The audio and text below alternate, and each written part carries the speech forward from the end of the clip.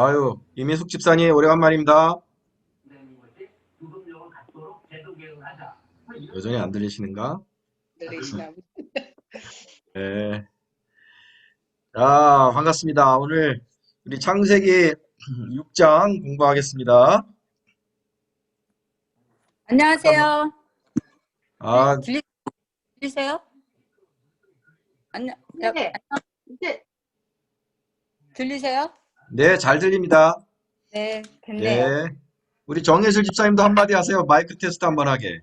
네, 아, 예, 안녕하세요. 잘 들리네요. 이민숙 집사님, 네, 아, 잘 들리네요. 오래간만입니다. 그간 잘 계셨어요? 네, 안녕하세요. 자, 우리 최명숙 집사님은 또 이렇게 연결에 어려움을 겪고 계시고, 자, 우리 요즘 에리 집사님 들어오시면 되겠고, 예. 자, 오늘 창세기 6장을 하겠습니다. 다 할 수 있을런지는 모르겠어요. 워낙 이야기할 내용이 많기 때문에 할 수 있을 만큼 6장을 나가보도록 하겠습니다. 기도하고 공부 시작할게요. 할렐루야. 하나님 아버지, 영광과 감사와 찬송을 돌려드립니다. 하늘의 양식이 배고픕니다. 주여, 당신을 만나기 전까지 하늘의 양식을 먹여서 우리를 인도해 주시옵소서. 선한 목자처럼 우리를 하나님 푸른 꿀이 있는 들판으로 인도하시고 쉴만한 물가로 인도해 주시옵소서. 주님이 주시는 아멘. 힘과 은혜를 힘입어서 이 믿음의 삶을 잘 걸어나가게 주여 도와주시고, 하나님 무엇이 하나님의 뜻인지 잘 분별할 수 있는 지혜를 넘치게 해주셔서 이 마지막 때에 아멘. 넘어지지 아니하고 하나님의 사람으로 바로 서게 해 주시옵소서. 오늘도 붙잡아 아멘. 주시는 성령님의 은혜를 기대하옵고 예수님의 이름으로 기도합니다. 아멘. 네, 아멘. 네, 우리 창세기 6장을 보도록 하겠습니다. 창세기 6장 1절부터 13절까지 제가 한 시간 3분 드릴게요. 그래서 쭉 한번 읽어주시기 바랍니다. 창세기 6장 1절부터 13절까지를 한번 쭉 읽어주세요.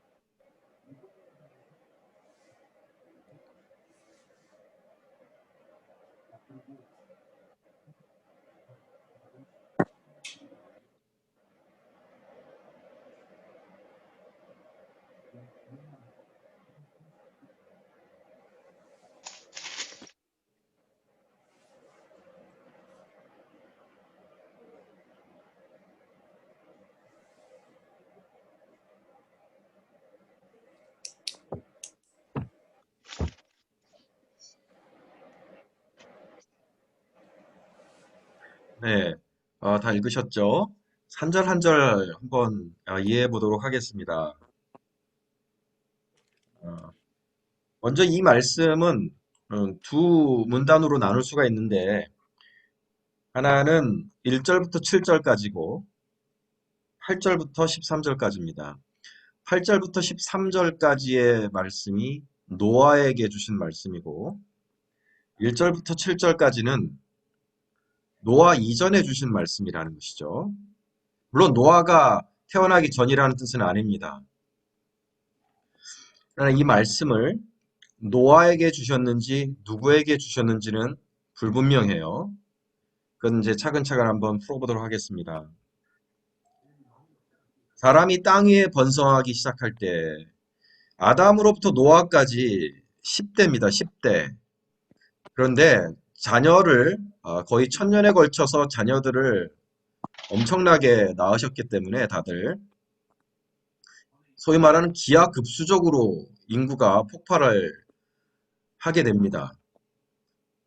그래서 한 대에 뭐 자식을 10명 낳아서 뭐 남녀 이렇게 낳아갖고 5쌍이 만들어진다고 해도 벌써 6대만 돼도 인구가 1억을 돌파합니다. 그러니까 저는 이 말씀이 개인적으로 무드셀라 때 주어진 말씀이라고 생각해요. 왜냐하면 홍수 120년 전에 주어진 말씀이기 때문에 홍수 120년 전. 왜 120년이라고 생각할까요? 3절에 보면은 그러나 그들의 날은 120년이 되리라 하셨잖아요. 이제 많은 분들이 생각하시기를 이거를 이제 아하 하나님이 심판을 내리시고 노아의 홍수가 있고 난 다음에는 사람의 수명이 120년으로 줄어드는구나 라고 이해하시죠. 여러분 혹시 그렇게 이해하시지 않으셨나요? 예, 그러나 오늘 이 네. 말씀은 사실은 그런 뜻이 아니에요. 그들에게 남겨진 날은 120년이 될 것이다 라는 말로 풀어야 됩니다. 그러니까 뭐냐 하면 이 말씀을 하시고 나서 120년 뒤에는 내가 심판하여 다 쓸어버리리라 하는 말씀이에요. 이게 아마 여러분이 생각지 못하셨던 부분일 겁니다. 그러니까 이 말씀, 이 6장 1절부터 7절까지의 말씀은 홍수 120년 전에 주어진 말씀이라는 것을 알 수가 있는 거죠. 그렇죠? 그러면 홍수 120년 전에는 누가 살아 있었을까요? 물론 에녹은 하늘로 올리움을 받았습니다. 에녹은 그 전에 이 말씀 전에 이미 하늘로 올림을 받았고요. 그러면 남아있는 의인들은 누구냐? 무드셀라와 라멕과 노아입니다. 이 세 명의 의인이 세상에 아직 남아있을 때였어요. 그러니까 저는 개인적으로 이 말씀이 무드셀라에게 주신 말씀이 아닌가 하는 그런 생각을 합니다. 왜냐하면 그때 무드셀라가 족장이니까요. 자, 그러면 무드셀라가 7대 손인데 그렇죠. 아니, 8대 손인데요. 벌써 무드셀라 때 아주 보수적으로 계산을 해도 지구상의 인구가 10억을 돌파했을 것이다. 라고 보여져요. 왜냐하면 워낙 많이들 나오셨기 때문에. 그러니까 사람이 땅 위에 번성을 엄청 했다는 것입니다. 자, 그들에게서 딸들이 나니. 자, 2절. 이게 문제인 거죠, 이게. 2절에 하나님의 아들들이 사람의 딸들의 아름다움을 보고 자기들이 좋아하는 모든 여자를 아내로 삼는지라. 이게 그냥 보통 우리 젊은 총각들이 예쁜 아가씨 보면은 막 쫓아가서 자기들이 좋아하는 모든 여자로 아내를 삼는지라. 뭐 남자의 습성이 그렇지 않습니까? 내가 좋아하는 여자를 아내로 삼는 거 아니에요? 저도 제 눈에 보기에 좋은 우리 황수경 씨를 아내로 삼아서 살고 있습니다. 근데 그거는 아무 문제가 아닌 거잖아요. 근데 오늘 이 말씀은 뭔가 이게 굉장히 심각한 문제라고 적어 놓은 거예요. 사람들이 번성하는 때 하나님 보시기에 좋지 않은 일이 일어난 겁니다. 하나님의 아들들이 사람의 딸들의 아름다움을 보고 자기들이 좋아하는 모든 여자를 아내로 삼는지라. 여러분의 의견을 한번 얘기해 보십시오. 여기서 말하는 하나님의 아들들이 누구고 사람의 딸들이 누굽니까? 여러분 생각 한번 얘기해 보세요. 이거 하나님의 문제라 그러신 거예요, 지금. 뭔가 문제가 있기 때문에, 어, 이게, 왜냐하면, 여러분, 그 말씀이, 4절을 보면은, 4절을 보면은 굉장히 이게 하나님이, 싫어하시고, 혐오하신 문제라는 걸 볼 수 있어요. 4절을 보면, 하나님의 아들들이 사람의 딸들에게로 들어와 자식을 낳았으니, 이거 하나님이 되게 싫어하시는 거예요. 그들은 고대의 용사라, 고대의 명성이 있는 사람들이었더라. 라고 하는데 그 앞에 네피림이라는 말을 붙이셨어요. 그리고 나서 그 바로 이어진 게 뭐냐면 사람의 죄악이 세상에 가득함과 그 마음으로 생각하는 계획이 항상 악할 뿐임을 보시고라고 하심으로써 이 하나님의 아들들이 사람의 딸들과 결혼하여 자식을 낳은 것을 하나님은 굉장히 뭐랄까 아, 싫어하신 걸 볼 수 있는 거예요. 혐오하신 것을 볼 수 있습니다. 그러니까 대단히 중요한 사건인 거예요. 그냥 남자가 젊은 총각이 처녀를 쫓아다니면서 결혼한 이야기가 절대로 아니라는 거죠, 이거는.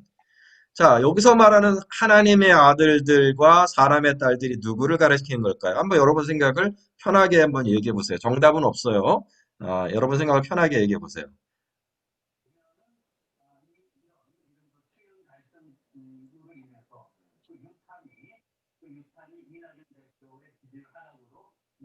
이영미 권사님, 제일 먼저 내 눈을 맞췄어, 지금. 딱 걸렸어. 하나님의 아들은 아담이고 네. 하와를 인해서 우리가 죄악에 빠졌으니까 사람의 딸은 하와 뭐 이런 그 우리 후손들 얘기 아닌가요? 그러니까 이거는 그냥 인간을 가리키는 거다. 이렇게 아담과 하와의 후손이라는 네, 그 인간을 가리키는 거다. 예, 좋습니다. 다른 분 어떻게 생각하시나요? 저는 그러니까 영적인 하나님의 그러니까 아들들이 그러니까 이방 족속 예수 하나님을 모르는 자들과 결혼하는 그 육적인 삶을 사는 사람들하고 육적으로 결혼하는 그러한 뜻 같습니다. 그러니까 하나님의 아들들은 경건한 신앙인의 계열인 셋, 그렇죠? 예. 셋의 후손들. 이거 예. 사람의 딸들은 신앙이 없는 그 가인의 후예들이다. 그런데 이게 신앙을 보고 결혼을 해야 되는데 겉모습만 보고, 육체에 따라서. 예, 예, 이쁜 것만 보고 그게 결혼했다. 예, 또 다르게 생각하시는 분은요. 하나님의 아들들은 제 생각에는 하나님을 위해서 일하는 천사들이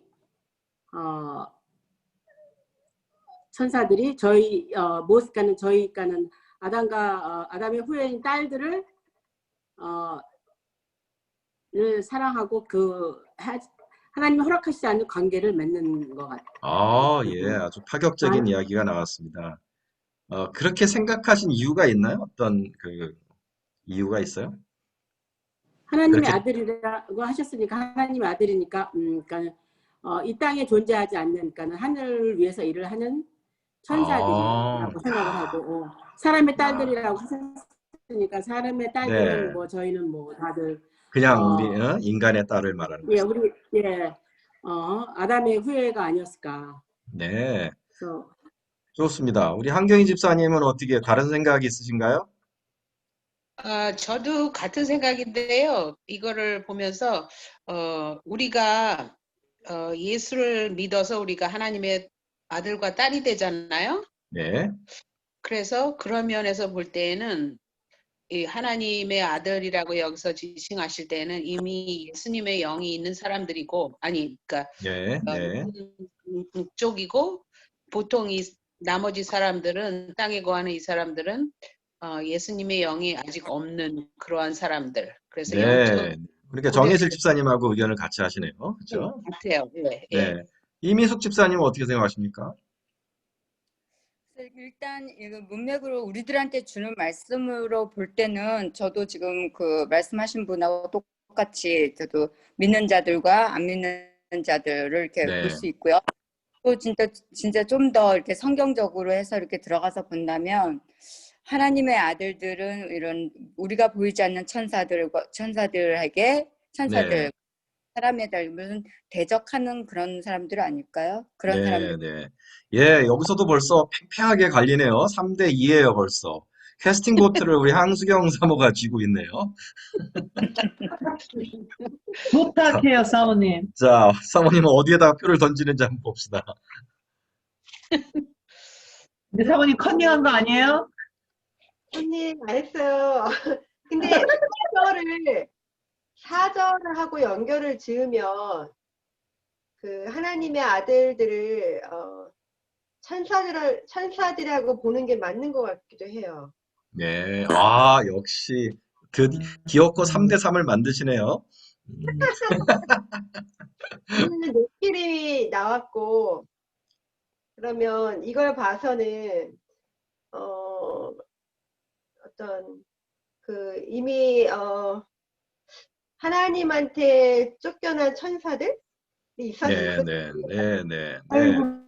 아이고, 참, 예, 여러 가지, 우리가 굉장히 팽팽한 두 의견이 3대 3으로 나뉘었습니다. 이것이 사실은 현재, 이 본문을 연구하고 있는 사람들이 50대 50으로 나뉘어집니다. 정확하게. 예, 그래서 양쪽의 의견이, 거의 동일해요. 아, 먼저 하나님의 아들들이 그러면 성경에서 어떤 용례로 쓰여지고 있는가를 한번 우리 같이 한번 보시도록 하죠. 하나님의 아들들이 첫 번째로 그 호세아 1장 10절을 보면 호세아 1장 10절을 보면 그러나 이스라엘 자손의 수가 바닷가의 모래같이 되어서 헤아릴 수도 없고 셀 수도 없을 것이며 전에 그들에게 이르기를 너희는 내 백성이 아니라 한 그곳에서 그들에게 이르기를 너희는 살아계신 하나님의 아들들이라 할 것이라 함으로써 이스라엘 백성을 하나님의 아들이라고 말하고 있네요. 자, 또 되게 유명한 게 로마서 8장 19절이에요. 로마서 8장 19절을 보시면 로마서 8장 19절 되게 유명한 구절이죠, 이게. 피조물이 고대하는 바는 하나님의 아들들이 나타나는 것이니 라고 함으로써 여기서 말하는 하나님의 아들들이라는 것은 뭐냐면 우리 예수 믿는 자들이 지금은 썩어짐의 종로를 타고 있는 육체를 입고 있는 인간처럼 보이지만 언젠가 죽지 않는 영생하는 천사 같은 몸을 입은 하나님의 아들들. 여기서 말하는 하나님의 아들들이란 우리의 신분을 말하는 게 아니라 우리의 영화된 최종적인 지위를 말하는 겁니다. 지금은 우리가 하나님의 아들들이 아니죠. 그런 의미에서 몸이 변화되지 않았다는 의미에서 그렇잖아요. 우리의 그 지위는 신분은 하나님의 아들인데 아직 실제로 우리가 무슨 천사의 몸을 가지고 죽지 않고 병 걸리지 아니하고 그러한 영화된 존재는 아니잖아요. 예수님이 변화되신 것처럼 우리가 변화되지는 못했습니다. 우리가 변화되면 주님께서 재림하셔서 우리를 휴거시키실 때 하늘로 올리우실 때 우리의 몸이 변한다 그랬습니다. 호련히 우리의 몸이 변하는데 그게 바로 우리가 하나님의 아들로 되어지는 순간이겠죠. 분명히 성경에는 이렇게 믿는 자들을 하나님의 아들들이라고 칭하는 레퍼런스가 분명히 있어요. 그러나 그것만 있는 건 아니에요. 이 하나님의 아들들을 천사로 보는 구절이 있습니다. 욥기에 그게 가득 있어요. 욥기를 한번 보시죠. 욥기 1장 6절. 욥기 1장 6절을 보시면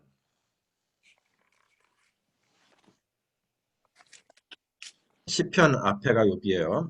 1장 6절 보면 하루는 하나님의 아들들이 와서 여호와 앞에 섰고 사탄도 그들 가운데 온지라. 예, 이 하나님의 아들들이 누구예요? 천사들입니다. 세상을 돌아다니던 하나님의 아들들. 하나님 앞에 와서 보고하는 거예요, 지금. 근데 천사들만 보고하는 게 아니라 사탄도 하나님 앞에 와서 보고를 하는 거죠. 2장 1절도 똑같은 얘기입니다. 하나님의 아들들이 여호와 앞에 서고 사탄도 그들 가운데 와서 여호와 앞에 서니. 예, 이렇게 하셨어요.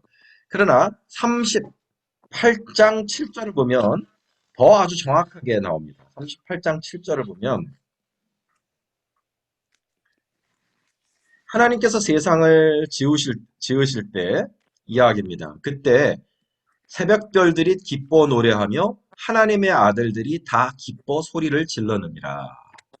예, 하나님이 지으신 그 창조의 아름다운 모습을 보고 천사들이 기뻐 소리를 질렀다는 이야기입니다. 그러므로 성경은 참으로 기묘하게도 두 가지 의견이 아주 팽팽하게 나뉘어져 있어요. 그렇다면 오늘 3대3인데 이 말씀을 가르치는 저는 개인적으로 어떻게 생각을 하느냐. 저는 이 말씀을 천사로 봅니다. 하나님의 아들들이 천사를 의미하는 것이라고 개인적으로 봐요. 그 이유를 한번 말씀을 드릴게요. 왜 우리가 이 말씀을 받아들이기가 어렵냐면 이게 굉장히 그로테스크하거든요. 그렇죠? 우리가 천사는 영적인 존재라고 알고 있는데 어떻게 육적인 관계를 맺을 수 있느냐, 사람과. 첫째는 그게 의문이에요. 그 다음에 주님이 하신 말씀 중에 너희가 천국을 오해하는도다. 너희가 천국에 들어가면 시집가는 일도 없고 장가도 아니가고 시집도 아니하고 하늘에 있는 천사들과 같으니라 라고 하심으로써 우리가 천사는 성과는 정말 관계가 없는 그런 존재로 주님이 말씀하신 적이 있어요. 마가복음 12장 25절을 한번 보시죠. 마가복음 12장 25절을 보면 예수님을 시험하기 위해서 결혼을 7번 한 사람은 천국에 가서 누구랑 부부가 되어서 삽니까? 이렇게 예수님을 시험하는 질문을 하잖아요. 여러분 다 뭐 아실 겁니다. 그러니까 예수님이 24절에서 너희가 성경도 하나님의 능력도 알지 못함으로 오해함이 아니냐. 천국에 가서 우리가 시집가고 장가가서 이렇게 부부로 산다고 생각하는 것이 오해하는 거라는 거예요. 그러면서 무슨 말씀하시냐면 사람이 죽은 자 가운데서 살아날 때에는 장가도 아니 가고 시집도 아니 가고 하늘에 있는 천사들과 같으니라. 해서 천국에는 우리가 분명 성의 구분을 가지고 들어가지만 남자는 남자로 들어가고 여자는 여자로 들어가고 우리의 아이덴티티를 그대로 유지하면서 다만 변화된 모습으로 하늘에 들어가지만 시집가는 일도 없고 장가가는 일도 없어요. 부부로 살아가는 게 아니라 모든 사람이 형제와 자매로 살아가게 됩니다. 그러니까 우리가 이 말씀을 보고 우리들의 상식을 보면 천사는 어떻게 인간과 어떻게 육체적인 관계를 맺을 수 있을까? 그것이 믿어지지가 않는 것이죠. 그런데 또 우리가 생각해 봐야 될 게 있어요. 어, 그런 말씀 있죠, 여러분. 히브리서 13장 2절에 손님 대접하기를 잊지 말라. 이로써 부지 중에 천사들을 대접한 이들이 있었느니라. 이 말씀 기억나십니까? 네. 네. 그러니까 천사를 대접했다는 건 뭐예요? 천사는 먹었다는 거잖아요, 음식을. 인간의 그러니까 몸으로. 천사는 영적인 존재가 아니에요, 사실은요. 영체를 가진 존재지 육이 없는 영적인 존재는 아니라는 겁니다. 우리가 어떤 물질계의 법칙에 매이지 않았다는 뜻이지 천사도 음식을 먹었다는 것이고 예수님도 부활하셔서 천사의 몸, 하늘의 몸을 가지셨을 때 찾아오셔서 제자들과 뭐 하셨어요?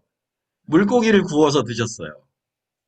그러니까 영적인 존재라는 것이 어떤 우리가 동양에서 생각하는 물질계와 영계가 전혀 다른 어떤 영적인 존재들은 물질적인 일을 하지 못한다는 그런 의미는 아닙니다.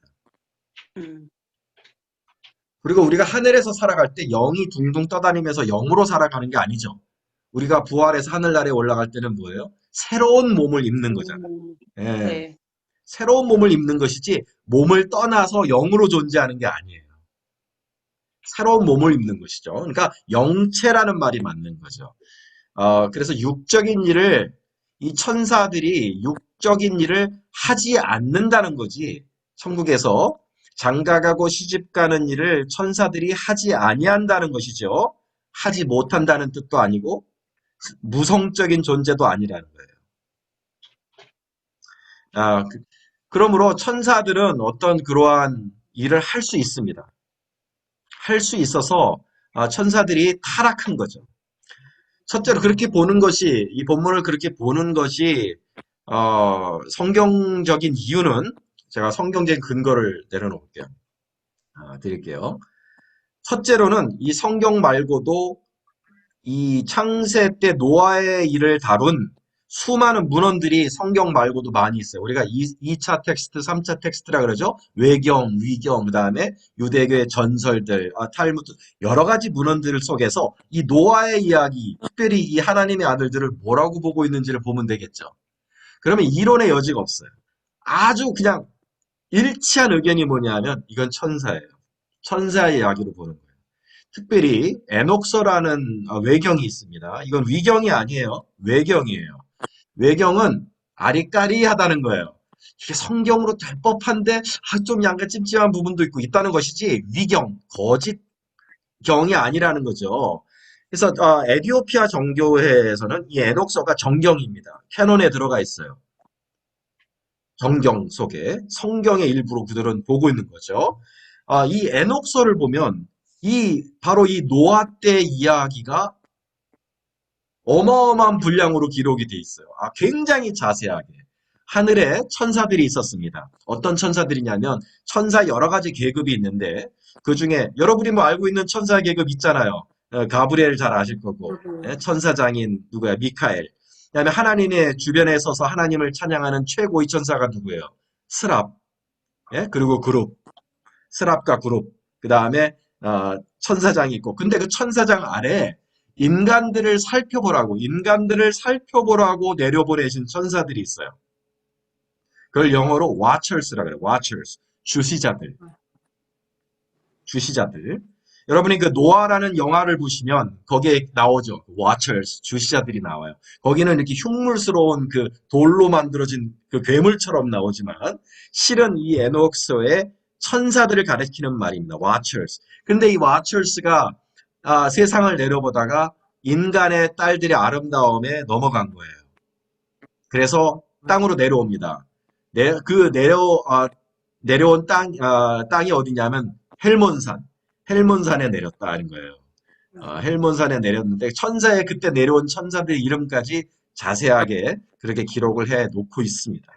그래서 그들과 인간의 딸 사이에서 하나님이 그렇게 싫어하시는 네피림이라는 존재가 나온 거죠. 뭐냐면 천사와 인간 속에서 나온 일종의 하이브리드 괴물인 거죠. 인간도 아니고 천사도 아닌 괴물들이 나온 거죠. 그래서 이거를 왜 목사님은 성경에 그렇다고 생각하느냐? 자, 제가 지금부터 이야기 드리는 것이 중요한 거예요. 유다서 1장 6절. 유다서 1장 6절을 한번 보세요.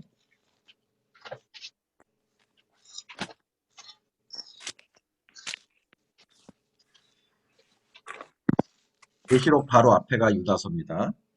유다서 1장 6절을 보시면 자기 지위를 지키지 아니하고 자기 처소를 떠난 천사들을 큰 날의 심판까지 영원한 결박으로 흑암에 가두셨으며. 자, 베드로후서 2장 4절. 베드로후서 2장 4절을 보면 같은 말씀이에요. 요 유다서의 말씀하고 베드로후서가 겹치죠, 말이. 단어가 약간씩 다를 뿐이에요. 2장 4절을 보면 하나님이 범죄한 천사들을 용서하지 아니하시고 지옥에 던져 어두운 구덩이, 이게 바로 무저갱입니다. 이 어두운 구덩이가 무저갱에 두어 심판 때까지 지키게 하셨으며. 예. 여기서 자기 지위를 지키지 아니하고 자기 처소를 떠난 천사가 바로 이 창세기 6장에 나오는 하나님의 아들들을 말합니다. 하나님은 사명을 주시기를 인간을 잘 살펴보고 사람을 섬기라고 보내셨는데 자기 지위를 지키지 아니하고 떠난 거예요. 오히려 인간을 탐하는 인간의 아름다움에 취한 그러니까 타락한 거죠. 바로 타락한 천사들입니다. 그들의 운명은 말씀드린 것처럼 이렇게 무저갱에 하나님의 심판을 받아 갇히는 존재가 되었죠. 이 재미난 것이 고린도전서 11장에 그 희미한 것을 사도 바울이 말씀하시는 게 나옵니다. 고린도전서 11장 10절을 보면 여자가 머리에 두건 쓰는 것이 나옵니다. 여자가 머리에 수건 쓰는 거. 그럼 카톨릭에 가면 여자가 머리에 이렇게 뭘 쓰죠. 네. 들어갔을 때 꼭 써야 되는 그런 것이 있는데 이 옛날에 여자들이 머리에 두건을 쓰는 것이 수건을 쓰는 것이 굉장히 중요하다는 거예요. 그러니까 사도 바울이 이야기를 하시기를 5절에 보면 여자가 머리에 쓴 것을 벗고 기도하면 머리를 욕되게 하는 것이다 라고 하고 이것이 쭉 이렇게 설명하시는 거죠. 남자의 권위 아래에 있다는 표식으로 머리에 두건을 이제 쓰는 거예요. 그런데 10절에 굉장히 이상한 말씀을 하세요. 그러므로 여자는 천사들로 말미암아 권세 아래에 있는 표를 그 머리 위에 둘지니라. 이게 무슨 뜻일까요? 한경희 집사님. 여자는 천사들로 말미암아 권세 아래에 있는 표를 그 머리 위에 둘지니라. 모르겠는데요. 이거를 진짜 알 길이 없었던 거죠. 이 말의 뜻을. 천사들로 인하여 권세 아래에 있다는 표를 머리에 둘지니라. 이게 뭐냐 하면 위에서 지켜보는 천사들이 그녀의 아름다움을 보지 못하도록 머리를 가리라는 거예요. 와우. 그런 뜻입니다. 천사들로 시험 들지 않게 머리에 와우. 머리를 덮어라 그런 뜻이에요. 와우. 그러니까 우리가 이것을 이렇게 하면은 이 본문이 이해가 되는 거죠.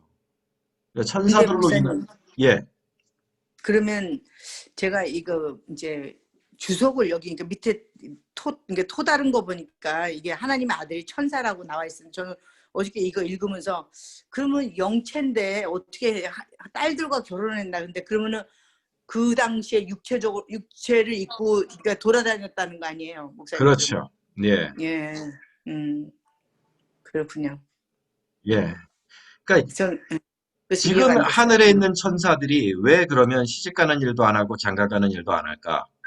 그런 천사들이 이때 이제 이거는 성경에 없는 이야기지만 아우구스티누스, 성 어거스틴이 굉장히 이제 이 부분을 연구를 많이 하셔서 그렇다면 지금 하늘에 있는 천사들, 타락하지 않은 천사들은 왜 시집가고 장가가는 일을 안 할까? 하나님 앞에 서약을 했다는 거예요. 이때 이 창세기 6장에 나오는 천사의 타락과 하나님의 심판을 보고 그 천사들이 무저갱에 갇히는 것을 보고 나서 하늘에 있는 천사들이 하나님께 언약을 맺었다는 거예요. 하나님, 우리는 다시는 타락하지 아니하고 우리는 홀로 하나님만을 섬기는 자들이 되겠습니다. 그래서 자기의 것을 포기한 거예요. 천사들이 자신의 자유를 포기한 거예요. 하나님을 섬기기 위해서. 그렇게 성 어거스틴이 푸시는 거죠. 저는 그것이 맞다고 생각이 들어요. 그러니까 천사들이 성도 없는 어떤 그런 기능도 없는 무성적인 그런 존재가 아니라 하나님을 섬기기 위해 자신의 모든 것을 내려놓은 존재들이라는 거죠.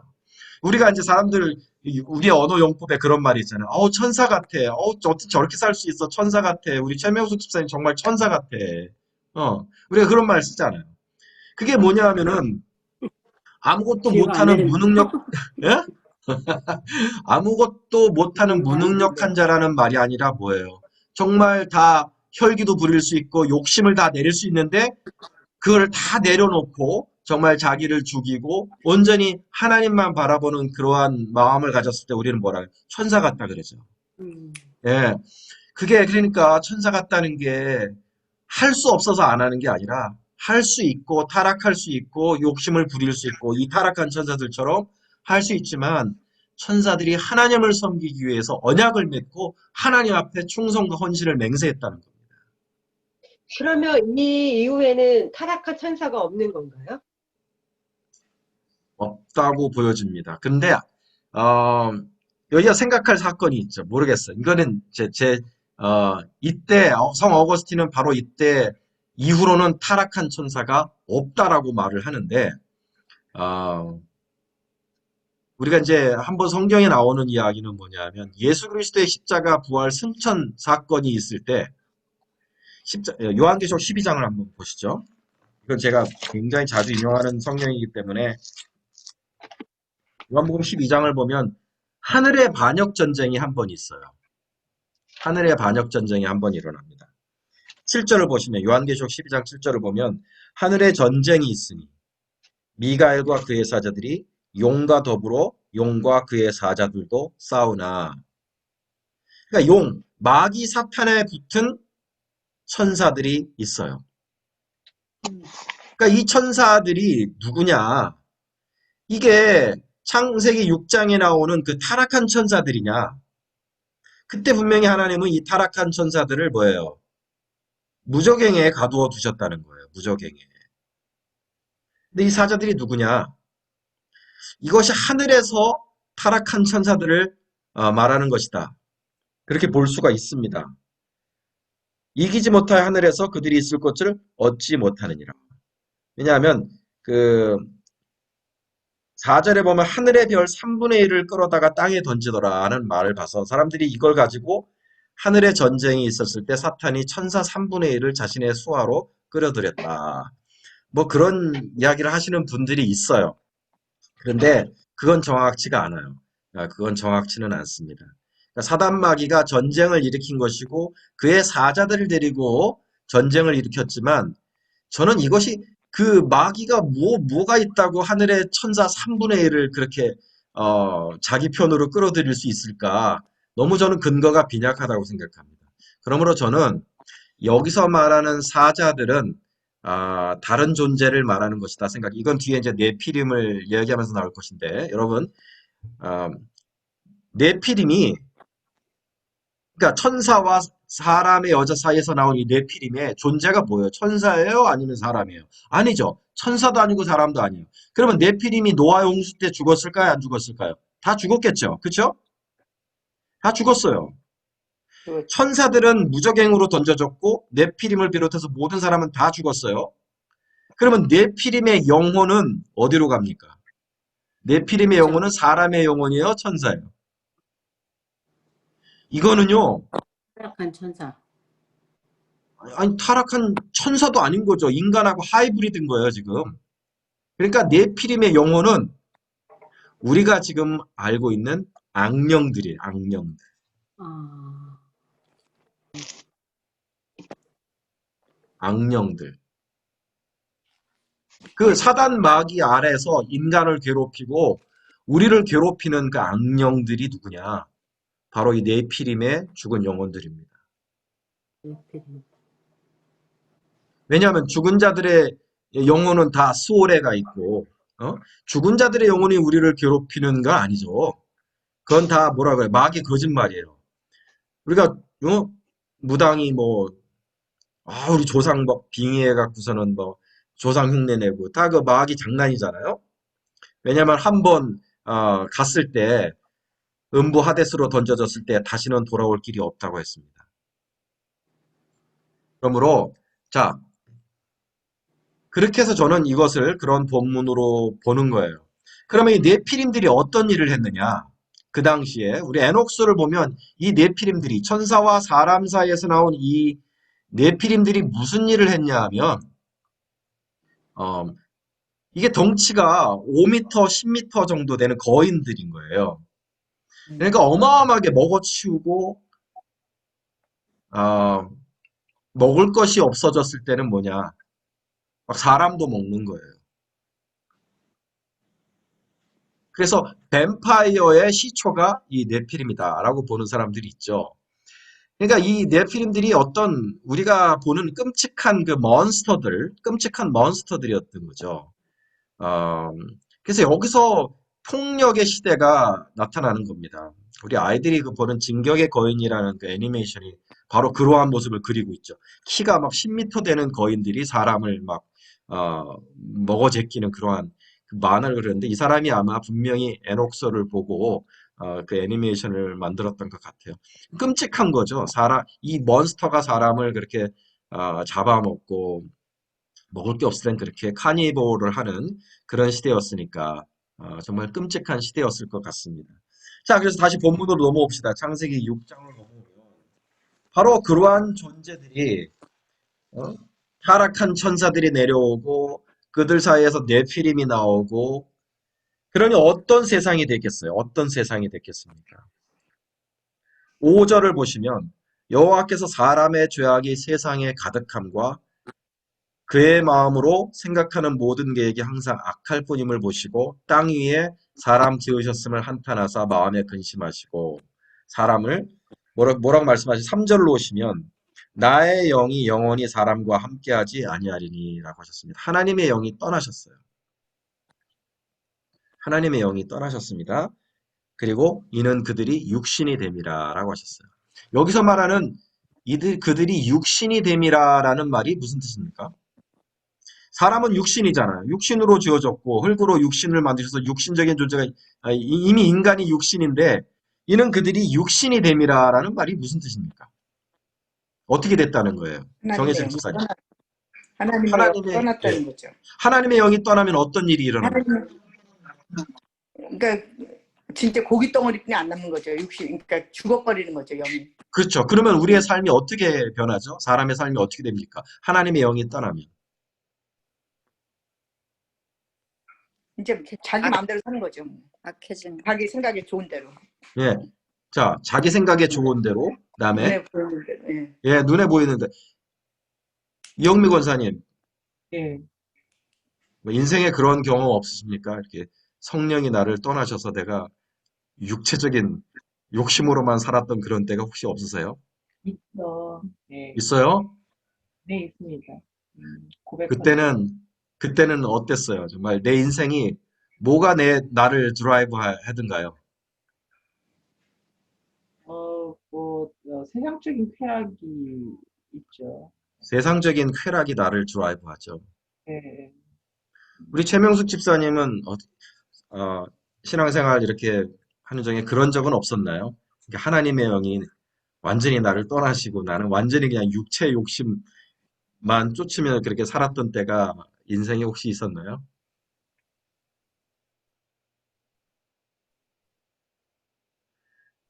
이게 너무 많았죠. 침묵하니까 무서워. 다들 있지 않아요? 다들 너무 많죠. 네. 너무 많았죠. 예. 여러분 아시죠? 이게 바로 그거예요. 이는 그들이 육신이 됩니다. 그러니까 하나님의 심판 직전의 세상, 하나님이 심판하시고자 하는 세상이 뭐냐면 육적인 세상이었던 거예요. 이게 어디서 나오느냐? 고린도 전서를 보면 나옵니다. 고린도 전서 2장 14절을 한번 보면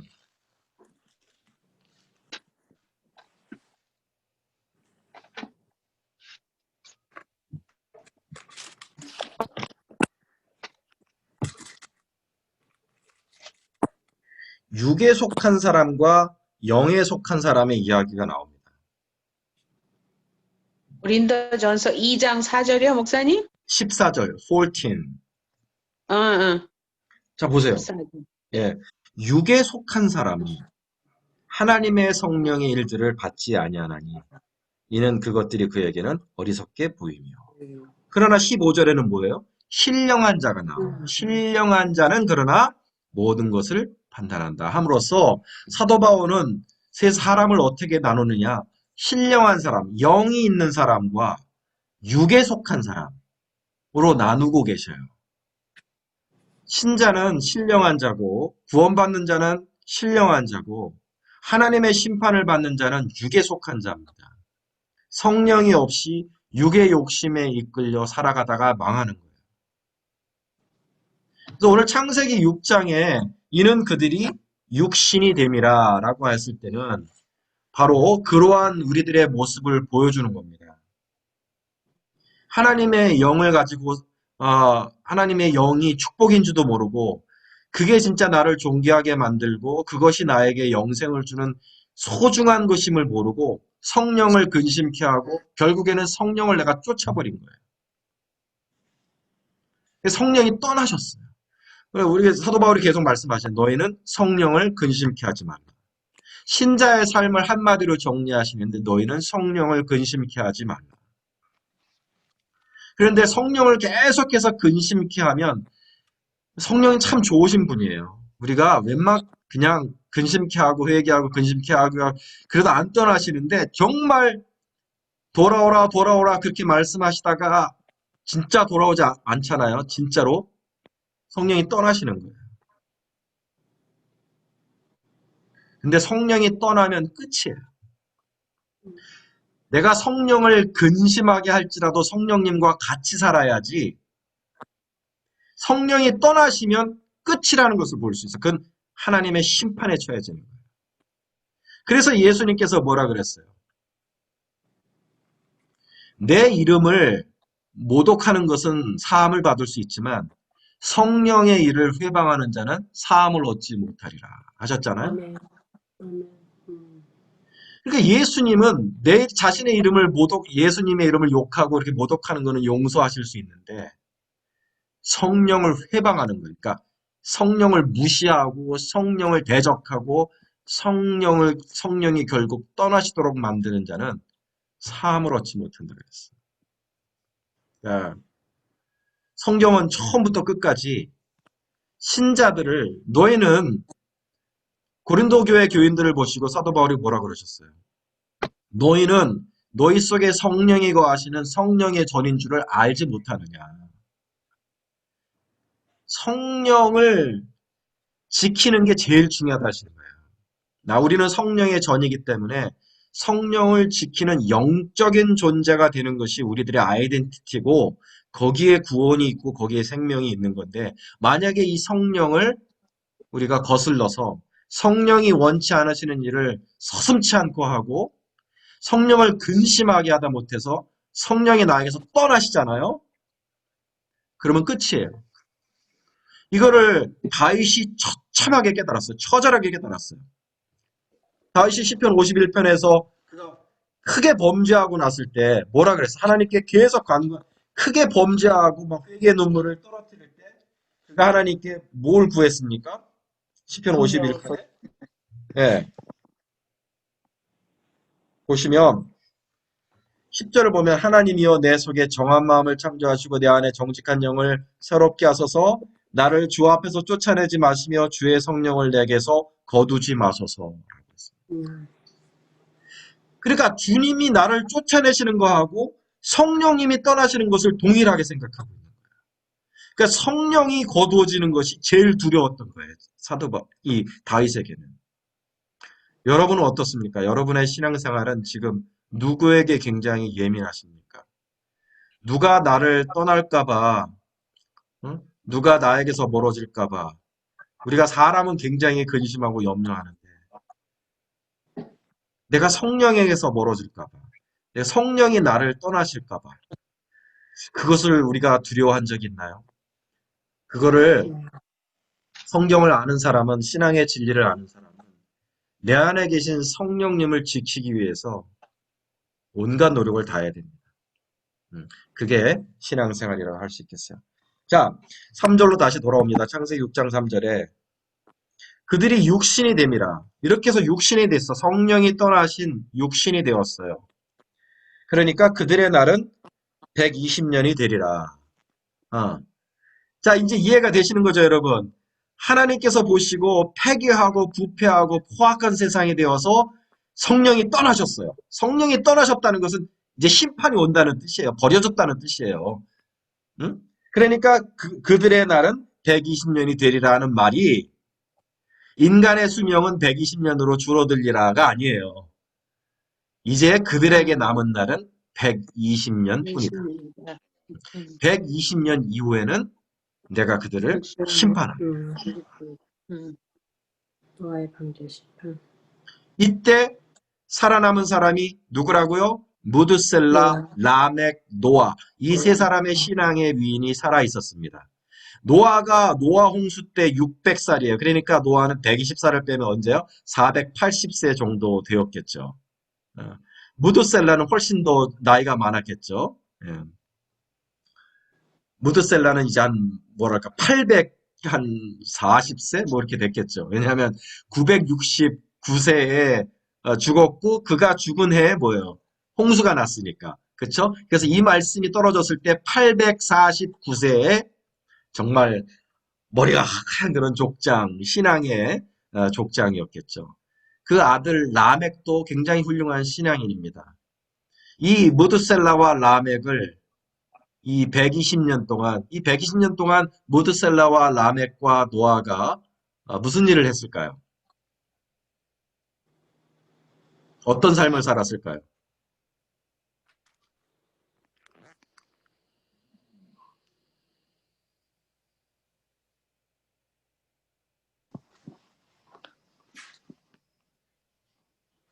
한번 여러분 한번 상상 한번. 예.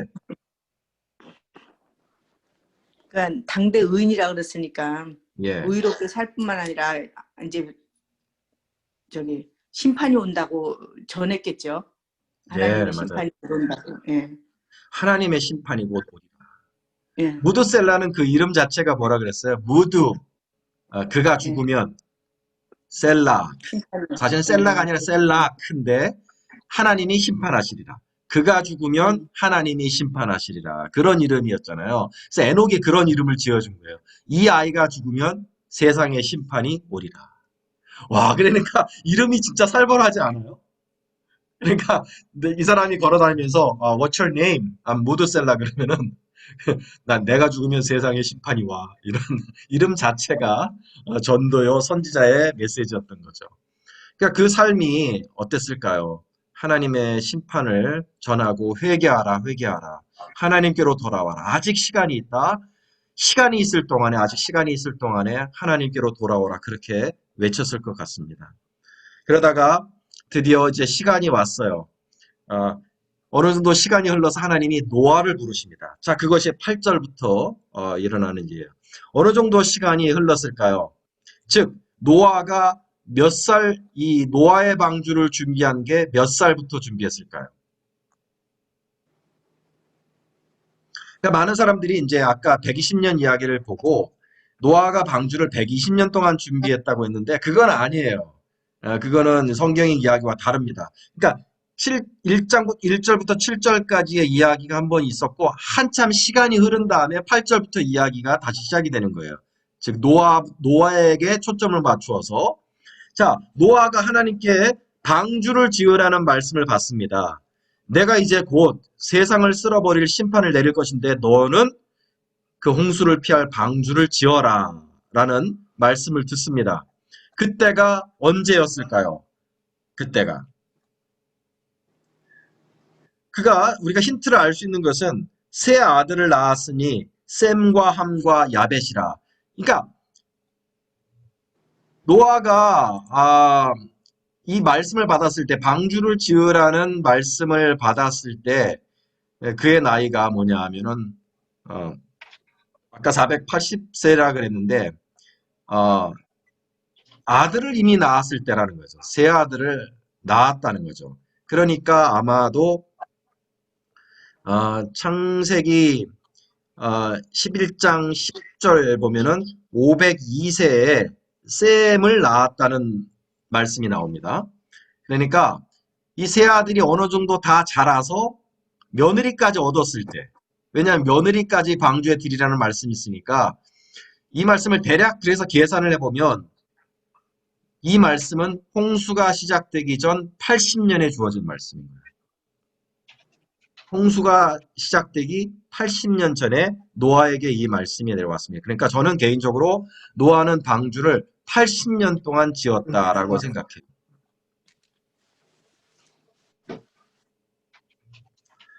노아는 여호와께 은혜를 입었습니다. 노아 때문에 노아의 세 아들과 노아의 세 아들의 며느리까지 함께 구원을 얻을 수 있었습니다. 노아를 표현하기를 세 가지로 표현을 합니다. 구절을 보면 노아는 첫째로 의인이요, 두 번째로는 완전한 자요, 세 번째로는 하나님과 동행하는 자라고 하였습니다. 그래서 이것이 임박한 하나님의 심판 속에서 은혜를 입고 구원을 받은 사람의 표상이 되는 삶의 모습이에요. 이 세 가지가 오늘 말세를 살아가는 우리 신앙인들에게 우리 하나님께서 보기를 원하시는 모습입니다. 첫째로 우리는 의인입니까? 아니요. 아멘. 우리는 의인입니다. 우리의 행위로는 의로울 수 없지만 우리가 믿고 있는 예수님이 우리를 의롭게 하시는 줄로 믿습니다. 아멘이 없으신데 스스로 의롭다고 생각 안 하세요? 행위로는 우리가 의롭지 않죠. 행위로는 온전하지가 못해요. 그러나 믿음으로 우리는 하나님 앞에 의인입니다. 그럼 두 번째로 우리는 완전합니까? 아니요. 이 부분에서 자신이 없어지는 거죠? 네. 세 번째로 우리는 하나님과 동행합니까? 아멘. 아멘. 아멘. 예. 여러분, 의롭다는 게 뭐냐 하면 하나님께서 완전하게 봐주신다는 뜻입니다. 우리가 우리를 볼 때는 완전하지 못해요. 그러나 하나님 보시기에는 우리가 완전합니다. 예수 그리스도 안에서는. 그게 우리를 의롭다 칭하신다는 말의 뜻입니다. 그러나 이것이 위선을 떨며 살아가도 좋다는 말은 아니에요. 하나님께서 나를 의롭게 하셨으니까 나는 마음대로 살아야지. 그게 아니라 진실로 의롭게 된 영혼에게 있는 소망은 뭐냐면 하나님 앞에 완전한 사람이 되고 싶다. 주님은 흠도 점도 없이 내 앞에 나타나기를 힘쓰라고 말씀하셨습니다. 내가 올 때 흠도 점도 없이 내 앞에 나타나기 힘쓰라. 그게 완전하게 살라는 뜻입니다. 여러분에게는 그러한 소망이 있으십니까? 주님, 흠도 점도 없이 주님 앞에 나타나게 도와주시옵소서. 네. 그게 바로 완전함을 꿈꾸는 그리스도의 신부의 모습입니다.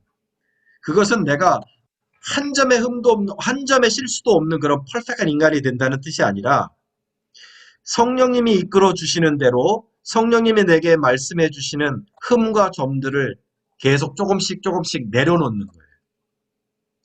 그래서 하나님과 동행하는 자에게는 이러한 일이 완전케 되어지는 일들이 시작이 됩니다. 하나님과 동행치 아니한다면 완전함을 향한 소망도 생기지 않을 것이고 또 완전해질 수도 없습니다. 그러나 우리가 하나님과 동행하면, 주님과 동행하면 우리 주님께서 성령을 통해서 때마다 시마다 웅이야, 나는 네가 요거를 버렸으면 좋겠어. 나는 네가 이것을 이겼으면 좋겠어. 말씀하시는 게 있습니다. 20살 때는 말씀하지 않으셨는데 50세가 되니까 말씀하시는 게 있어요.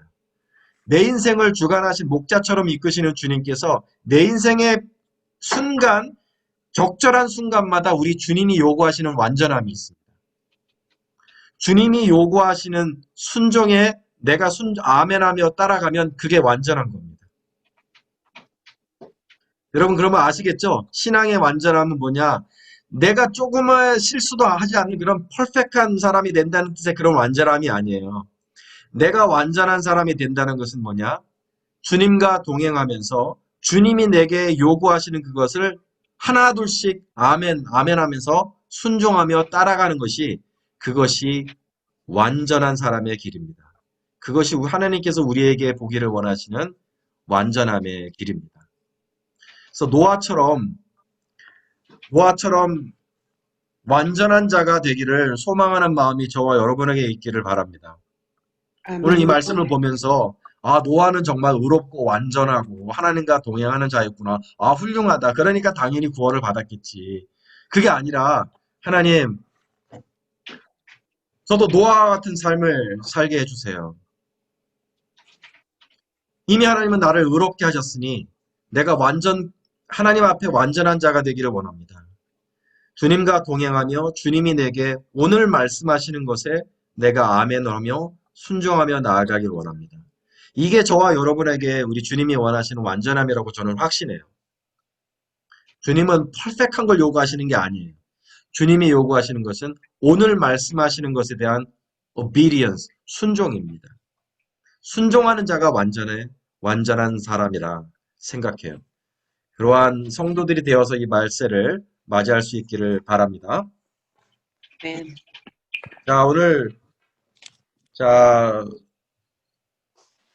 나머지 우리 노아의 홍수에 대해서는 다음 주에 마무리를 지어보도록 하겠습니다. 그러므로 다음 주에는 노아의 홍수 전체를 9장까지 9장 17절까지의 노아의 홍수의 전개 과정과 그 후에 일어나는 일들에 대해서 전체적으로 한번 보고 훌쩍 뛰어넘도록 하겠습니다.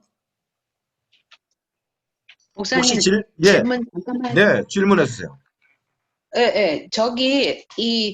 그렇다면 천사가 보일 수도 있고 안 보일 수도 있고 우리 중에 있을 수 있다는 소리잖아요. 그렇고 두 번째 질문은 왜 이런 찬송가 있잖아요. 천사도 흠모하겠네. 우리가 이렇게 이제 이 땅을 떠나서 영화된 몸으로 하나님과 예수님과 살 때 그때에는 우리의 위치가 천사보다도 높다고 그렇게 어디서 들었거든요. 그렇게 되면은 그런 것들이 조금 잘 모르겠어요. 그 두 가지가. 거기에 대해서 저도 진짜 개인적으로 공부를 네. 하고 있는 중입니다. 그러니까 우리가 네. 영화된 후에 천사보다 높게 될 것인가, 네. 아니면 천사와 같은 그런 존재가 될 것인가. 분명히 성경에는 천사와 같이 될 것이다라는 말씀이 있어요. 네. 그러나 한편으로는 천사가 흠모할 것이다. 예, 네. 천사가 우리가 가진 영광을 흠모한다는 얘기도 있어요. 네. 그렇다면 우리가 그 전도할 때 천사들이 우리를 흠모하고 이렇게 하는데 그렇다면은 우리가 천사보다도 지위가 높아진다는 소리잖아요. 예, 분명히 태생적으로는 우리가 천사보다 못합니다. 네. 태생적으로는 피조된 상태로는 천사가 우리보다 우월하고 영광스럽고 우리는 네. lowly해요. 그런데 네. 우리가 영화롭게 되어질 때에는 네. 우리가 천사보다 높아질 것 같아요. 저는 제 생각은. 예. 그렇게 근데 그렇게 되려면 그 네. 영광이 어디서 있냐 하면은, 우리가 면류관이라고 표현하는데, 우리가 사람의 영혼을 구하며 하나님께로부터 굉장한 영광을 받는 일이 있을 때 그것이 네. 가능하지 않을까 싶습니다. 그러니까 네. 이게 천국에 들어가는 모든 사람이 다 그렇게 될 것인가? 하지만 예, 아니면 그렇죠. 아니면 진실로 그 영혼을 구하는 또는 순교하는 그런 영광을 가진 특별한 사람에게 어, 네, 네. 주어지는 영광, 거기에 대해서는 제가 성경을 좀 더 공부를 해봐야 될 것 같아요. 왜냐하면 없었던 것 같아요. 잘 분명히 모르. 우리가 구원받는 건 똑같은데 하늘에서의 영광은 다 달라요. 그렇겠죠. 예, 예. 해의 영광이 있고 달의 영광이 있고 별의 영광이 있고 네. 예, 영광이 다 다르단 말이죠. 그래서 그 음. 영광 중에는 분명히 주님께서 말씀하신 거냐면은 왕과 같이 나와 함께 다스리라. 그래서 맞아요. 예수님과 함께 예수님 보좌 옆에 앉혀줄 사람도 예, 있다고 말씀하셨거든요. 예. 그건 뭐냐면 보좌에 앉는다는 것은 그 보좌를 둘러싼 천사보다 높다는 거 아니겠어요? 그러니까 음. 어떤 사람은 정말 이 살아생전에 진실로 그렇게 하나님께 영광을 받을 만한 아름답고 고귀한 그런 삶을 삶으로써 지극한 영광을 누리게 되는 사람도 있을 것이라고 저는 네, 생각해요. 네. 예, 에베소서에 보면은 이미 우리를 예수님 옆에 앉혔다 그러셨잖아요. 어디 몇 예, 장인지 어디. 그런 지혜에 물론 가려면 우리 목사님 말씀하신 것처럼 어떤 굉장한 일을 주님 안에서 했거나 뭐 그런 영광 계급이 그러니까 그 정도가 있겠지만 그 정도가 굉장히 높은 사람들을 지칭 포인트 하는 거겠죠. 네. 그러니까 네, 이제 예수님이 영광을 그 빌립보서를 보면 네. 예수님이 영광을 받으신 게 뭐냐면 그는 하나님과 동등됨을 취할 것으로 여기지 아니하시고 오히려 자기를 비워 종의 형체를 가지사 사람들과 같이 되셨고 사람의 모양으로 나타나사 자기를 낮추시고 죽기까지 복종하셨으니 곧 십자가에 죽으심이라 이러므로라는 말이 있어요. 이러므로 하나님이 그를 지극히 높여 모든 이름 위에 뛰어난 이름을 주사 하늘에 있는 자들과 땅에 있는 자들과 땅 아래에 있는 자들로 모든 무릎을 예수의 이름에 꿇게 하시고 영광을 돌리게 하게 하셨느니라 라는 말씀을 주셨어요. 근데 네. 저는 이것이 예수님께만 해당되는 말이라고 보지 않는 거예요. 이게 바로 네. 예수를 따르는 제자들에게도 이게 맞는 말이다. 그래서 우리 아멘. 제자들이 하늘의 영광을 사모하고 지극히 높여 모든 이름 위에 뛰어난 사람이 되려면 뭐예요? 우리도 십자가를 지고 네. 살아가는 길밖에는 없어요. 네. 네. 하늘의 영광은 십자가하고 관련이 있어요. 예수님도 네. 십자가를 통해서 영광을 얻으신 것처럼 우리들도 하늘의 영광의 큰 그런 영생을 살기 위해서는 뭐냐? 반드시 십자가를 지고 음. 내 목숨을 누군가를 위해서 나누어 주며 그렇죠. 예수님과 같이 그렇게 십자가에서 나를 나누어 주는 그런 삶이 영광의 길이고 저는 그러한 삶을 산 사람들에게는 정말 네. 지극히 높은 영광이 있을 것이라 생각하는 거죠. 네. 이해가 많이 됐어요. 그 정도의 네. 차이가 있겠네요, 정말. 네. 분명히 네, 차 있습니다. 감사합니다. 아니, 이게, 네. 그 말씀하시잖아요. 그 고린도 전서 한번 보시면, 네. 고린도 전서, 아닌가? 어디죠? 고린도 후서인가?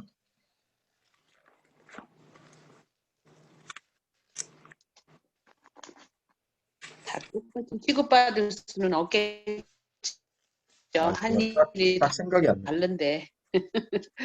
그러니까, 공력이 나타난다는 말씀 있잖아요. 공력이 나타난다. 네, 네, 네, 네, 네, 어디죠, 맞아요. 그게? 공력이 나타난다는 게 있는데, 그날의 네. 공력이 나타난다. 고린도 전서 같아요. 여기 있네요. 3장이네요. 고린도서 3장 보면, 3장 12절을 보면, 만일 누구든지 금이나 은이나 보석이나 나무나 풀이나 지푸로 이 터 위에 세우면 각 사람의 공적이 나타날 터인데라 그랬죠.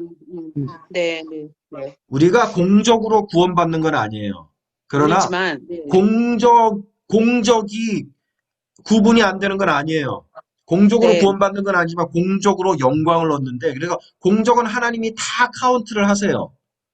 네. 그날에 공적이 나타나요. 그래서 그 날이 공적을 밝히리니 그랬잖아요. 그러니까 네. 우리가 어떠한 삶을 살았는지, 예수 그리스도를 위해서 금을 드렸는지 음을 드렸는지를 그 공적을 밝히는데 그게 불로 나타난다는 거예요. 불이 싹 해서 14절을 보면 그 위에 세운 공적이 있으면 상을 받고 공적이 불타면 해를 받으리니 구원을 받되 불 가운데서 받은 것 같으리라. 그래서 우리가 주를 위해서 한 일이 아무것도 없이 지푸라기 같은 것만 주님께 드리면서 하면은 공적이 없는 거예요. 불이 왔을 때 다 타버리고 뭐예요? 자기만 남아요. 벌거숭이 구원. 영광은 하나도 없는 구원. 그러나 어떤 사람은 금을 들였기 때문에 금은 불에 타지 아니하고 금은 그대로 남아있는 거예요. 그러면 금이 그 사람의 공적이 되는 거예요. 그럼으로써 우리 주님은 예수를 믿어서 우리가 구원받고 영혼을 구원받고 천국에 들여주시는 영생을 주신다는 점에서는 모든 사람에게 후하시고 동일하신데 분명히 성경은 이 계산하시는. 신자의 영광은 다르다고 말씀하셔요. 네, 네, 네, 왜냐하면 네. 주님을 위해서 드린 공적이 서로 다르기 때문에. 네, 이해가 되네요. 네, 네, 자유입니다. 감사합니다. 한평생을 우리가 즐겁게 뭐 자기를 위해서 뭐 놀러 다니고 먹고 입고 나를 위해서 행복한 삶을 사는 크리스찬들 주변에 많잖아요, 여러분. 그쵸? 네, 보면은 자기를 위해서 너무너무 행복하게 잘 사는 크리스찬들이 주변에 많이 있어요. 그런데 그건 다 지푸라기 같은 거예요. 그렇게 산다고 다 좋은 건 아닙니다. 자유지만 자유라고 유익한 건 아니에요. 주님은 분명히 말씀하셨어요. 너희가 나를 따르려거든 자기 십자가를 지고 나를 따를 것이다. 네, 날마다 자기를 십자가에 못 박으며 자기를 부인하며 나를 따르지 아니하면 나의 제자가 되지 못하리라. 그러니까 주님은 영광의 길을 가르쳐 주시는 거죠. 우리가 네, 믿음으로 구원을 얻지만 예. 그래서 여러분 뭐 이 중에는 저보다 하늘에서 분명히 상급과 영광이 많은 분들이 있을 것이라고 생각합니다.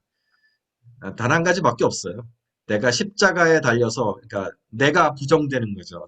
내 생명이 깎여 나가는 것 같은, 그러한, 뭐 그게 어려운 거 아닙니다, 여러분. 그게 뭐냐면, 자아가 죽는다는 건데, 어, 누군가를 위해서 중보기도 하는 거, 아무도 알아주지 않아요.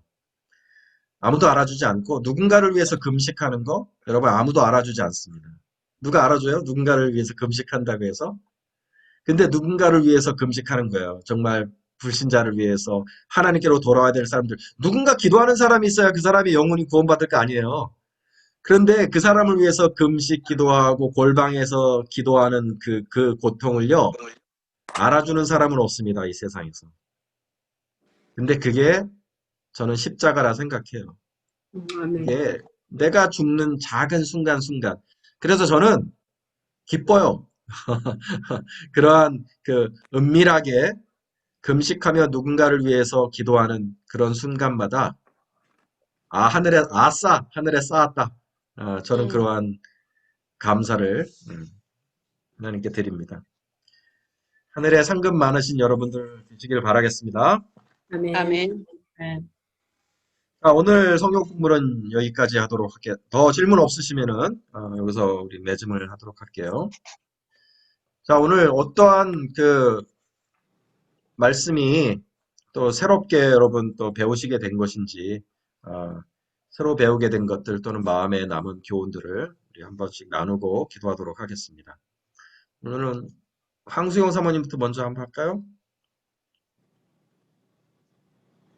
네, 저는 이 노아의 홍수를 볼 때마다 좀 퀘스천 마크가 있는 것이 창세기 3장에서 그러니까 창세기에서 아담과 하와를 내보내부터 하나님의 예수님에 대해서 인류를 구원하실 계획을 갖고 계신 사랑의 하나님과 어떤 인내의 하나님께서 왜 노아의 홍수를 하셨을까 하는 그런 퀘스천 마크가 솔직히 있거든요.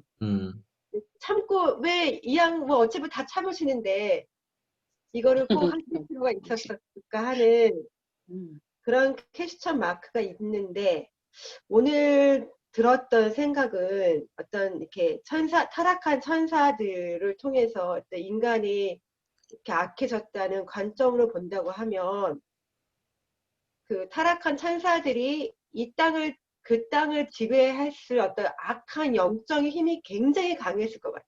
그렇죠. 우리가 이제 음. 지금 상태에서 겪는 그 보는 그런 것보다 정말 더 강하고, 그래서 어떻게 보면 그 전에 예배를 드리고 하나님께 경배를 했던 하나님의 신앙을 갖고 있는 사람들까지도 정말 그 악한 영으로 다 하셨을, 상상할 수 없었, 우리가 지금 그냥 이런 요즘과 비슷할 것이란 그런 것이 아니라 정말 우리가 상상할 수 없었던 그런 사회였었구나. 그렇기 때문에 하나님이 이런 홍수를 일으키실 수밖에 없었던 것이 아닐까 하는 그런 생각을 한번 해봤어요. 아, 진짜 끝 포인트입니다. 끝 포인트. 예, 음. 맞아요. 예. 최명숙 집사님, 오늘 어떤 것이 좀 마음에 남으시는가요? 오늘 이제 말씀을 배울 때 이제 하나님께서 정말 하나님의 진로하심이 노아의 홍수를 통하셔서 이제 저희가 여기까지 왔는데 여기가 올 때 그 중간에도 하나님께서 자기 아들 예수님을 보내주셔서 저희를 구원하셨잖아요. 그런데도 아직도 우리는 하나님이 원하시는 삶을 살지 못하고 있다. 아직도 우리가 하나님의 십자가를 똑바로 지고 가지 못하는구나. 정말 우리가 언제까지 이렇게 악해질 수 있는가를 아까 보면서 제가 좀 한심스러운 마음이 딱 드는 거예요, 제 자신이. 오늘 공부를 하면서 하나님께서 노아의 홍수를 통하여 이렇게 저희를 정죄하셨고 우리를 하나님이 원하시는 삶으로 우리를 이끌어가지고 하셨고 또한 예수님을 보내셔서 우리를 죄에서 구원하심에도 불구하고 아직까지 나의 삶이 하나님이 원하시는 삶을 갖지 못하는구나 하는 거를 오늘 이 말씀을 통해서 제가 너무 회개가 되고 너무 마음이 아프더라고요. 네. 감사합니다. 할렐루야. 우리 이민숙 집사님, 오늘 좀 어떤 것이 좀 마음에 남으셨던가요? 여러 가지로 많은 건 있지만 지금 저희가 공부하면서 이제 뭐 이렇게 볼 때는 뭐 성경적인 그런 뭐 천사 뭐 이런 것도 있지만 일단 내가 살아가는 현실 속에서 그냥 비춰볼 때 많은 정말 성령님을 근심시키는 일은 있었고 그 참 많은 안 되는데.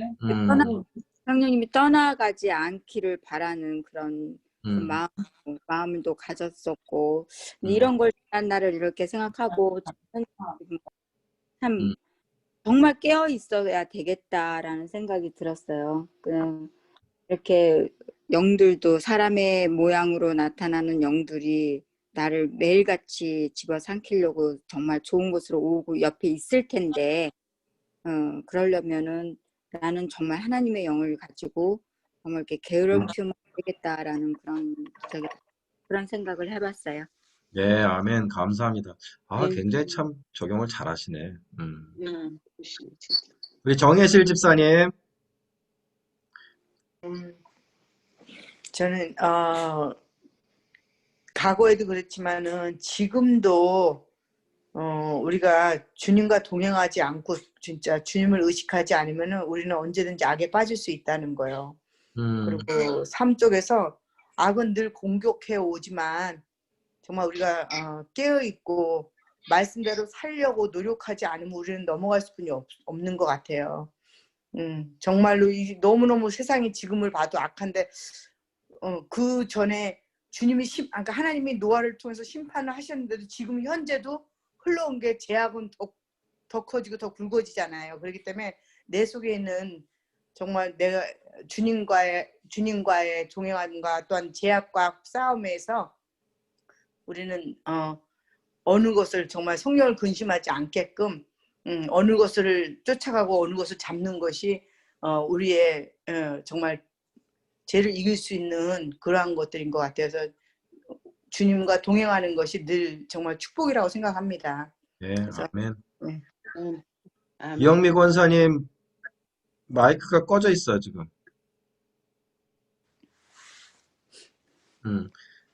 마이크 키시는 동안에 우리 한경희 집사님이 한번 나눠주세요.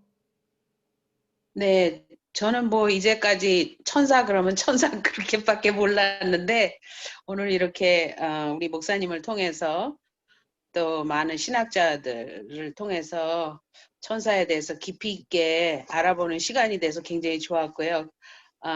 그리고 또 특히 천사들이 여자의 아름다움을 보지 않도록 머리에 쓴다는 거 천주교에서 너무나 신기했어요. 저는 왜 썼는지 몰랐는데. 그리고 시편의 저자도 얘기했고 또 목사님이 한테도 배웠지만 우리가 항상 방심하지 말고 성령님이 우리한테서 떠나지 않도록 애써야 된다는 그 말씀을 들으면서 그 성경 말씀에 주님께서 우리를 버리지도 아니하시고 떠나지도 아니하신다는 그 말씀을 더욱더 간절하게 꼭 붙든다는 그런 생각을 했습니다. 아멘. 우리 이영미 권사님요. 예, 저는 오늘 너무 성경 공부 좋았고요. 그 땅 위에 사람 지으셨음을 한탄하사 마음에 근심하신 하나님, 그 마음을 오늘 절실히 느꼈어요. 그래서 성령님을 근심시키면 안 되고, 또한 배운 것은 그 하나님의 사람이 타락한 천사라는데, 우리가 사람의 타락한 천사를 우리가 알아볼 수가 없잖아요. 하나님이 만드신 타락한 천사에 의해서 우리가 시험을 당할 수가 있겠구나. 그렇잖아요. 우리가 못 알아보고 육안으로 영적으로 보지 못하면 타락한 천사를 천사로 볼 수 있는 우리가 이렇게 나약한 존재임을 깨닫고 그 영의 눈이 항상 밝혀 있어서 하나님의 사람인 걸로 그게 아닌 타락한 천사가 주위에 있을 수 있다라는 거를. 예. 그래서 성령님 근심시키지 말자. 네. 아멘. 예, 저도 생각한 것이 뭐냐면, 야, 이때 천사 조금, 한 일부분의 와철스라고 하는 그 천사들이 내려와서 세상을 이렇게 엉망으로 만들고, 성령으로, 예.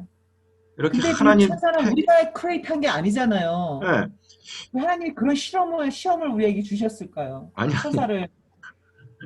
그러니까 이게, 그런데도 세상이 이 지경이 돼갖고서는, 네. 엉망이 됐다 그러면, 지금 마귀는 그 네, 밑에 사자들하고 같이 우리들에게 어떤 일을 꾸미고 있을까 도대체. 네. 이게 더 무서운 거죠. 야, 우리가 그걸 알아봐야 되는 거 아니에요? 예, 그 지금도 그것들이 내 주변에 어떤 사람의 모양으로 나타나서 나를 유혹하고 나를 네. 타락시키고 넘어뜨리는 거죠. 네. 그러니까 마지막 적그리스도가 이 사탄과 인간의 여자 사이에서 나오는 하이브리드잖아요. 예. 그러니까 이게 그대로 오늘 반복되는 거죠. 옛날에 네피림을 만들어냈던 어떤 그 악이 다시 한번 이제 재현되는 거죠. 그래서 그런 오버랩을 보면서 야, 이 시대가 정말로 하나님 그때도 그렇게 하나님 보시기에 패괴하고 부패하고 포악이었다면 지금은 오죽할까 두렵다. 정말 예수님이 그래서 거듭 말씀하시기를 네. 마태복음 24장에서 인자가 올 때가 노아의 때랑 똑같다 그러셨거든요. 노아의 때랑 똑같다는데 물론 예수님이 말씀하신 게 사람들이 시집가고 장가가고 뭐 이렇게 홍수전에 노아가 방주에 들어가던 날까지 사람들이 먹고 마시고 장가들고 시집가고 있으면서 홍수가 그들을 다 멸하기까지 깨닫지 못하였으니라고 하셨어요. 그러면서 왠지 그 좀 평온한 세상처럼 그렇게 이제 보여지는 거죠. 그런데 그 예수님이 오시기 전에 이 세상이 노아의 때와 같다는 것은 굉장히 깊은 영적인 혼탁함이 있는 세상을 말하는 것이겠구나. 목사님, 예, 아까 그 네피림의 종족이 네, 분명히 노아의 방주 그때 다 심판받아서 없어졌다고 했는데 네, 저희가 어떻게 성경에서 배울 때 옛날에 어린 다윗이 싸운 상대가 네, 네피림의 후손이다라는 말이 골리앗이 네. 네피림의 후손이라고 말을 들었는데 그때 다 심판을 당해서 소멸했다면 왜 다시 그 종족이 나왔을까요, 목사님? 와, 난 가끔 우리 최명숙 집사님 보면 깜짝깜짝 놀래. 똑똑해갖고, 야, 이걸 또 어떻게 또 꺼내갖고서는. 아니 전에 네, 한번 맞아요. 제가 어린 다윗이 골리앗을 상대로 싸울 때 그 골리앗이 분명히 네피림의 종족이라고 예. 천사와 사람들 간에 서 태어난 그 종족, 하나님이 원하시지 않는 종족이라고 후손이라고 했는데 분명히 여기를 보면 노아의 그 홍수로 인해서 다 심판받아서 우리는 예. 노아의 후손이지 그 전에 후손은 없다라고 얘기를 들은 것 같은데 예.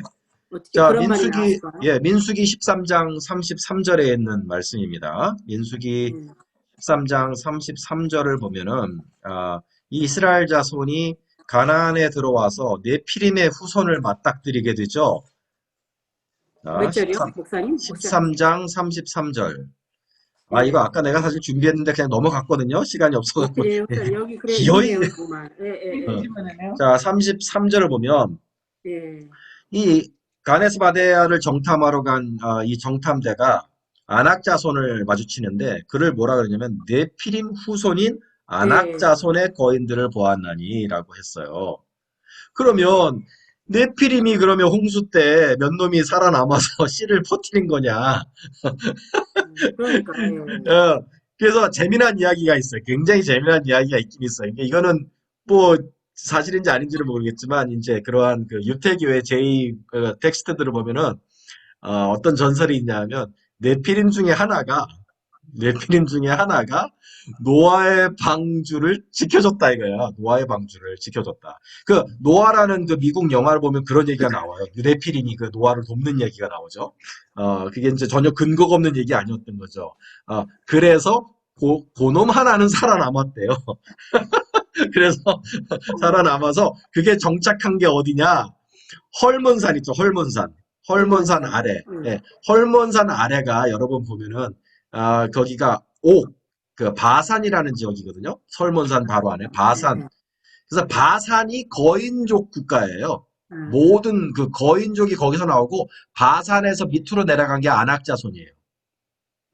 여기 나오는 아낙자손은 예? 그거는 말이 안 되는 게 확실히 노아의 딱 뭐 성경에 나와 있는 말. 예, 그러니까 내가 성경에 없는 얘기라고 말씀드렸잖아요. 그래서 저는 그걸 믿지 않아요. 그러니까 뭐냐 하면 자 보세요. 정확하게 말해서 아낙자손은 네피림의 후손이라 그랬거든요. 그러니까 노아 홍수 이전에 네피림이 인간에게 DNA를 전파한 거예요. 아시겠어요? 어떻게? 네피림이 어떤 여자랑 또 자손을 낳은 거죠. 그래서 거인이 된 거예요. 그 DNA가 누구에게로 전해졌을까? 저는 함의 며느리에게 있었을 것이라 생각하는 거죠. 그 함의 그 며느리들 중에 셋 중에 며느리 중에서 DNA가 전수될 됐을 것이다. 예, 함에게서 나오잖아요. 그 함에게서 그 거인족들이 나오잖아요. 다른 셈과 야벳에게서는 안 나와요. 함에게만 나와요. 근데 함일 리는 없잖아요. 그러니까 함이 데려온 며느리. 함이 데려온 며느리가 그 며느리의 조상 중에 네피림하고 분명히 관련이 있어서 DNA를 몸에 가지고 있었을 거예요. 그리고 네피림은요, 여러분, 네피림은 신장이 10m입니다. 그러나 여기 그 아낙자손 골리앗은 2m 내지는 3m예요. 약간 줄어요. 그러니까 이제 본래 몬스터 네피림은 이제 몬스터고 그 아낙자손은 뭐냐면 그 네피림의 DNA를 가진 일종의 그 돌연변이 같은 그런 존재인 거죠. 예, 저는 이렇게 풉니다. 네피림 한 마리가 이렇게 도와줬다. 그거는 이제 전설 속의 이야기로. 아니, 이거 아까 내가 준비를 했었는데 이게 너무 이제 좀 격가지로 나갈까봐 묻어뒀는데 우리 진짜 최명수 집사님 진짜 똑똑하다. 그걸 어떻게 끄집어내냐. 목사님, 저는 항상 그런 딜레마가 있는데요. 제가 성경을 이제 읽거나 할 때 이런 부분이 있으면 이게 과학적으로 이게 연결이 안 되는 거예요. 그러면 내가 성경을 의심하는 것 같아서 내 믿음을 제 스스로가 시험한다는 느낌이 들어서 제가 이거를 생각을 안 하려고 그러는 게 뭐냐면 나는 너무 이제 배운 게 없고 내가 믿음이 약해서 이런 딜레마가 나한테 오는구나 라는 시험으로 치부를 할 때가 너무나 많은 거예요. 그래서 그냥 보지 않고 믿는 것이 더 너희는 믿음이 크다고 하셨잖아요. 그래서 저는 그냥 넘어가는 게 너무 많은 거예요, 목사님. 아니요. 이런 질문 하면 정말 남들이 들으면 우스워할 것 같아서 어떻게 그런 일이 있을 수가 있어? 어떻게라는 게 자꾸 저한테 자꾸 그런 게 오는 게 있어요, 목사님. 근데 그런 거를 넘기는 게 안 좋다고 생각해요, 저는. 그거를 끙끙 풀으려고 그래야 되고, 기도해야 되고, 또 이 문제에 대해서 분명히 다른 사람들도 같은 생각을 하고 있을 테니까, 네, 이런 성경 공부 같은 시간에서 서로 풀어보고, 좀 그러한 성경의 난제들도 이렇게 다른 사람의 입을 통해서 풀리는 때가 되게 많거든요. 저도 제가 공부해서 풀 때도 있지만 다른 사람의 생각, 특별히 이 성경 공부하면서 우리 집사님들의 생각을 들으면서 내가 그렇지 싶을 때가 굉장히 많아요. 그래서 그렇게 함께 배워가는 그런 식으로 풀어가면서 평생 이제 재밌게 공부하는 거죠. 오늘도 근데 목사님, 설명이 좀, 예? 뭐 저기 그러니까 노아 식구들만 갔을 때 진짜 의인들만 들어간 것 같은데 거기서 또 이제 지금까지 내려오는 그 악이 또 생긴 거 보면 참 어떻게 이렇게 악이 또 생길 수 있을까? 저 인간은 너 연약하다. 저는 어저께 성경 읽으면서 참 그게 좀 물음표더라고요. 왜 악은 이렇게 더 충만해지나 항상. 예. 왜냐면 아니, 그건 아니고, 예. 노아가 진짜 하나님 보시기에 의인이었고, 그 노아의 예. 신앙을 잘 이어받은 게 셈이에요, 셈. 셈이 예. 굉장히 의로운 사람이에요. 근데 함하고 야벳은 약간 떨어졌어. 그러니까 여자도 이렇게 좀 이상한 데서 데려온 거죠. 그러니까 우리가 구원이 그렇잖아요. 우리가 예수님 한 분이 의로우시고 예수님한테 붙었더니 구원을 얻은 것처럼 노아가 의로운 사람이었기 때문에 노아에게 붙었던 와이프나 아들이나 며느리나 다 구원을 받을 수 있었던 것입니다. 그런데 그것까지 거기서 바로 그 함에게서 굉장히 그 뭐랄까 반역들이 많이 나오잖아요. 니므롯이 예. 바로 그 함에게서 손자로 나오고 그 가나안 족속들이 나오고 그런 아낙 자손들 그러한 거인족들이 거기서 나오고 그래서 아마도 분명히 혈통적으로 함이 되려고 온 함의 며느리에게서 그런 것들이 다 섞여 들어오지 않았을까 그렇게도 봅니다. 예, 그 이야기는 이제 아마 다다음 주에 깊게 얘기하게 될 거예요. 왜냐면 함의 족보를 이야기하면서 이야기를 나누게 되겠는데. 예, 오늘도 재밌었습니다. 여러 가지 재밌었습니다. 우리 오늘 마음에 좀 깊이 은혜가 되셨다고 말한 우리 최명숙 집사님이 기도하시고 오늘 성경 공부 마치도록 하겠습니다. 감사하신 아버지 하나님, 정말 부족하고 믿음이 없는 저희들을 오늘도 주님 성경 공부 시간에 불러주시고 저희를 특별히 사랑해 주시사 주님의 말씀 가운데 공부하게 해주시니 감사합니다. 저희가 정말 총기가 있고 더 기억력이 좋은 젊은 날에 더 공부를 했으면 하는 생각을 했습니다. 주님.